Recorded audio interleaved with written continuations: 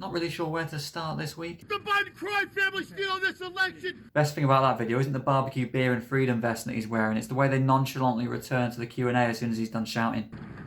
Where were we? What was the last question? Welcome back to Sam Thorley News, the news show that rakes up all the leaves on your front garden then posts them through your letterbox. I said last time I was going to do one of these videos every Sunday, and here I am, just in time, like a Biden voters mail-in ballot. Probably start with a US election. Joe Biden is projected to become America's next granddad-in-chief. He crossed the elusive 270 electoral college vote threshold a good 4 days after the polls had closed. The vote count still isn't finished in some places, and it's taking even longer than it takes Joe to get out of bed. Joe Biden was delighted to receive the news. Well, he was as soon as someone reminded him he was running for president. Donald Trump has conducted himself with great grace and decorum throughout the vote counting process, declaring himself the winner with less than 50% of the votes counted, accusing the Democrats of trying to steal the election in places like Michigan and Pennsylvania. Officials in these states took great offence and insisted the vote counting process was fair and transparent. And to be fair to them, nothing screams transparency like the boarding up of windows at vote counting rooms like we saw here in Detroit. On Saturday, Trump's lawyer Rudy Giuliani held a press conference outside Four Seasons in Philadelphia. Four Seasons, what's that? The luxury hotel? No, Four Seasons, the unknown landscaping firm on the outskirts of the city.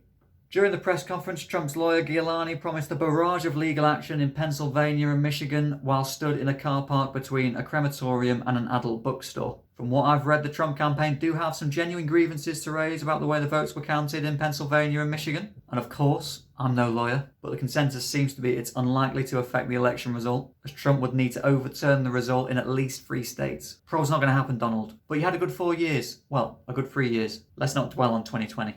And we'd all appreciate it if you could stop holding Melania hostage now, please. Now back to our side of the pond. England was officially plunged back into lockdown again this week. I say lockdown, it's more of a semi-lockdown. It's similar to the first one, but all the kids still have to go to school. Having a lockdown, but keeping the schools open feels a little bit like trying to empty the bath with the taps running. It'll probably work, but it's going to take a lot longer than it needs to.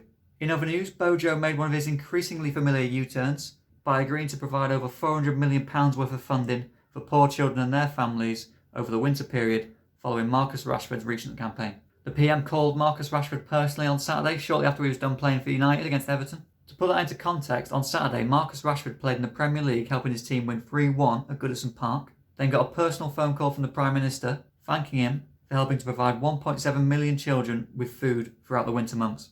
Whilst on the same day, I played a bit of online poker and made a couple of TikToks. So we're both doing our thing. But seriously, Marcus deserves all the credit in the world for what he's doing, selflessly helping others. In fact, he's so selfless, he even refused to get a touch on Bruno Fernandes's cross at Goodison Park on the weekend. What a fella.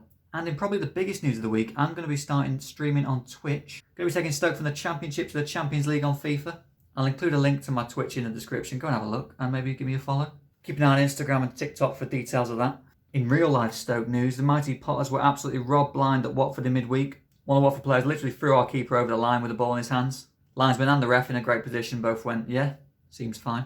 But we soon put that behind us with a commanding win yesterday against league leaders Reading, 3-0, away from home. Great result, big Tyrese, the tattooed Scotsman and Jacob Brown on the score sheet. Took us momentarily into the playoffs and then back down again. But it's early days and things are looking promising this season for the boys in red and white. Michael O'Neill doing God's work. That's all for this week, folks. Hopefully you've enjoyed the latest instalment of STN. Definitely going to be making this a weekly occurrence every Sunday. In the words of President-elect Joe Biden, keep the faith. No, don't keep it. Spread them. Something like that.